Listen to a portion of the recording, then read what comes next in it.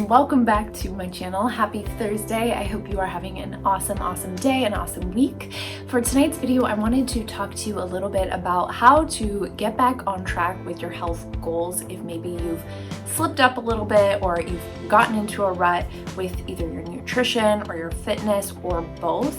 And I wanted to talk about this because this is something that I am actually having to tell myself because I recently sort of fell off track a little bit with my nutrition and fitness goals, and I want to share with you some really practical ways to get back on track, to not beat yourself up for being a human, but also for not getting stuck in a situation where you feel like you can't get back on track. I'm a coach, you know, I'm really excited about being healthy and being well and feeling good in our bodies. And the reason I am so passionate about this is because I've been on the other side of it, is because, you know, I have been that person that didn't know how to take care of myself properly, or that I would use food and sugar to numb bad feelings. And I know like how bad that feels, to feel like you don't have control, or that you're eating food that you don't even really want, but that in the moment just is like an automatic reaction to a feeling that comes up. And just because I started a health and fitness journey doesn't mean it's all of a sudden magically better. It doesn't mean that those reactionary feelings went away, or that I never struggle and that, you know, I'm perfect and eat wonderfully every single day. No, I think when you're implementing new habits into your life, or you're trying to let go of habits that don't serve you and don't serve your highest self, I think it's super important to be aware of the fact that yes, you made a decision to go on this journey to go after X, Y, or Z, or to stop doing X, Y, or Z. But know that you're gonna have to recommit to that, and you're going to have to choose it again and again and again, every single day, sometimes multiple times in a day. Actually, definitely multiple times in a day. You have to be super gentle with yourself, super compassionate, super forgiving. I'm gonna talk more about that in just a couple of minutes, because I compiled a list of different things that I think could be helpful for you when you are going to get back on track after a slip up, after a mistake, or after you've sort of given in to old tendencies. And I think that what you do after you notice that you've fallen off track is super important. The way you talk to yourself, the next steps that you take, that is everything, and that is going to make the difference between staying stuck and just, you know, throwing your hands up, or using that experience as motivation and as more knowledge to do better. Okay, so step number one is to take a deep breath. In fact, I think we should do that together on here. So wherever you are, just stop what you're doing and let's just take a deep breath together. So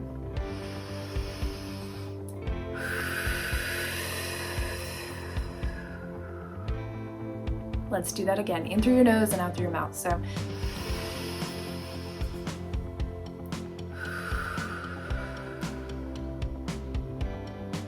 one more time.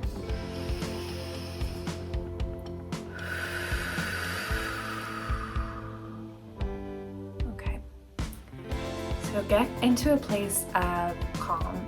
You take a couple of deep breaths, acknowledge it, and identify what triggered you. Something else that you can do that I think would be really helpful is actually writing down a plan B. So instead of reaching for a chocolate bar, what am I gonna do instead when I feel this really uncomfortable emotion that comes up for me? My second tip I think is the most important, and that is to forgive yourself. That is to eliminate all shame around whatever behavior it is that you are engaging in. And I mentioned Brené Brown in my video yesterday. She talks a lot about the difference between guilt and shame. And guilt is something where it can motivate positive changes, and you will say this behavior is bad. Whereas shame is something that is much more toxic to us, and it is not the behavior is bad, it is I am bad. And so when you attach shame to your behavior, that makes it a lot harder to change, because instead of saying this behavior isn't helpful to me and my life and to being my best version of myself, you're saying, I cannot do this. I am bad. I am a failure. So it's critical that you do not get into that mindset. Shame is where we engage in behaviors that hurt ourselves and hurt other people. Guilt is going to motivate us generally to not do that thing again because we know that it doesn't make us feel good when we do X, Y, or Z. So you might be disappointed that, you engaged in that behavior. But what I want for you to do is to say, okay, it happened and it's not good and it's not bad, it just is. And I want you to just look at it as a fact and not place any judgment on it. Just say that this happened. So it's not good and it's not bad, it's just, it is what it is. And you look at it and you say, okay, what am I going to do differently now so that I can get back to meeting my goals and get back on track and feel good about the decisions that I'm making? Because that's ultimately what all of this is about. It's not about should and all of that and feeling shame because you should be able to be perfect on your health goals or you should be able to leave the relationship the first time. No, stop. Get rid of that and just get back inside your body. That's why I tell you to take the deep breaths and all of that is you want to get back in your body and reconnect with how you are feeling, because the behavior probably doesn't feel good in your body and that's what is motivating you to want to change it.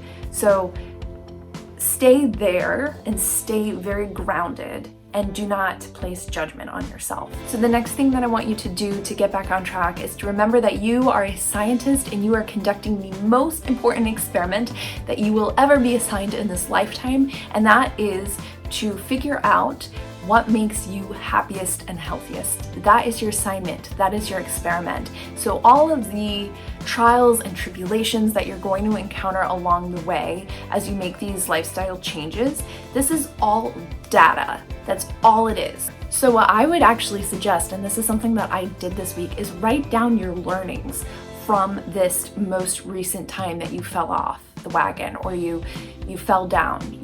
What did you learn about yourself and about what you need to do differently in order to reach your goals?